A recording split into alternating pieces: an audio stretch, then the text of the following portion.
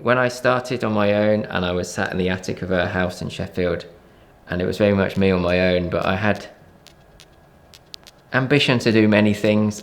I just thought, what is the biggest word possible that could describe the space that our studio exists in? And that's where Universal Everything came from.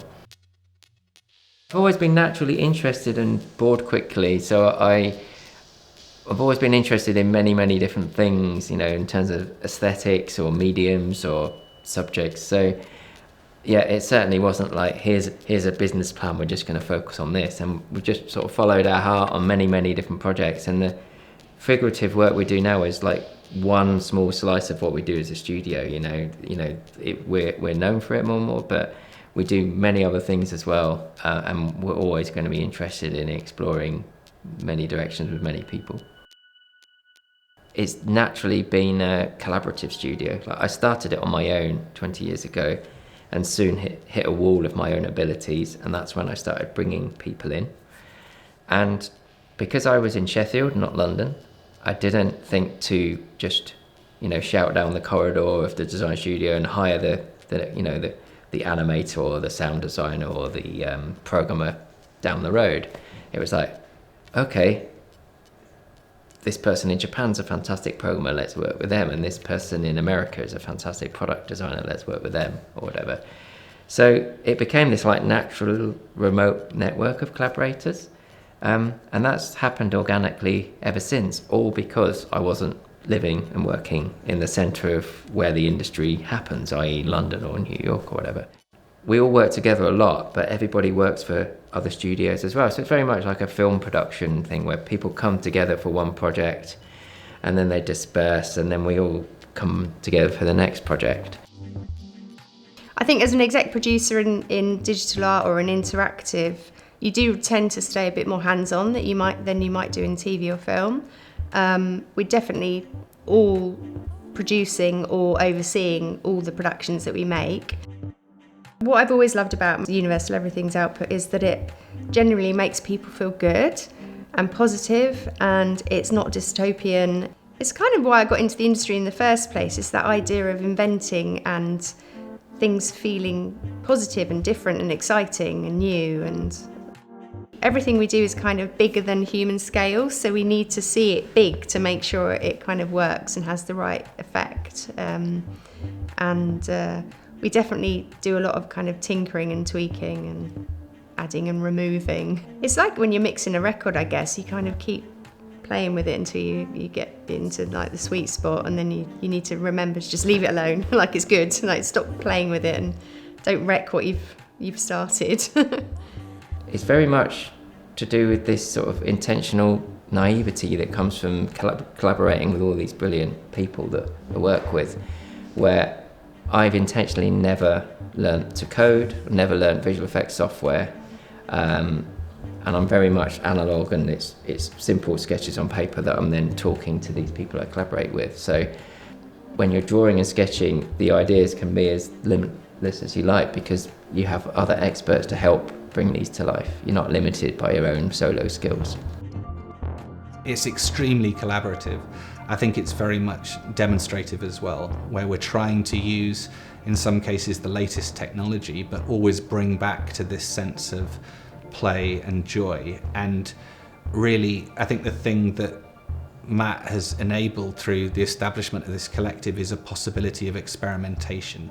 The amount of experimentation that he does visually when drawing, or that I do conceptually in terms of words, and then bringing that into the work of other members of the collective to build prototypes, and whether it's using software or sculpture or whatever material we're using at the time, it's very much this kind of feedback loop of finding things that engage us and testing those things constantly. And the thing that's exciting about the collective is that there's so many different skills there, so many different histories and backgrounds, that when those things come together, I think it synthesizes something that wouldn't be possible from any of us as individuals. And I think that's the generosity that exists in the center of what Matt's made at Universal Everything.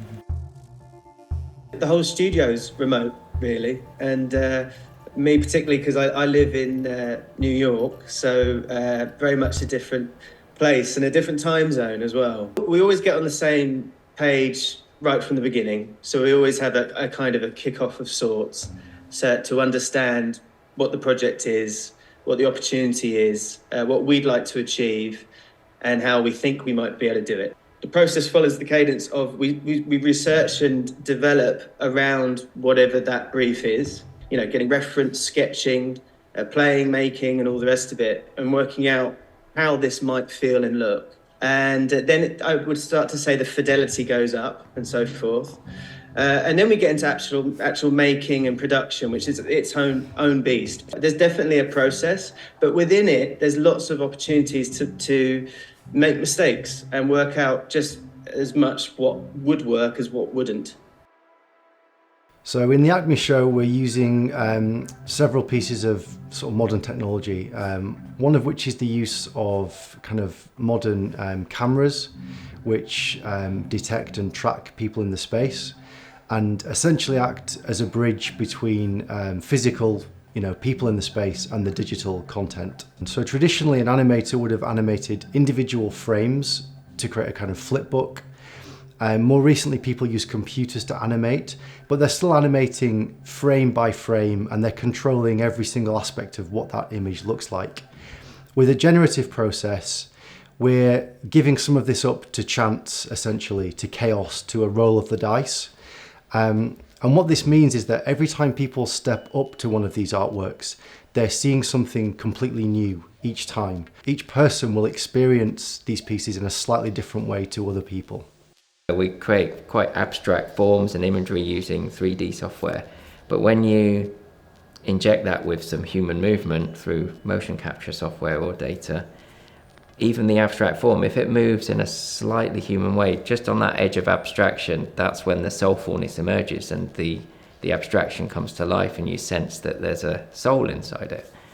So it's always finding that kind of tension between the abstract and the figurative, that we're kind of sitting between the two. A lot of the work that we do is based on sort of interpretations of reality, whether that be characters or weathers or environments, and so sound is always very central to sort of bringing those things to life. I'm always thinking about sound in terms of the sort of nostalgia and the emotional connection and the meaning that it has for me.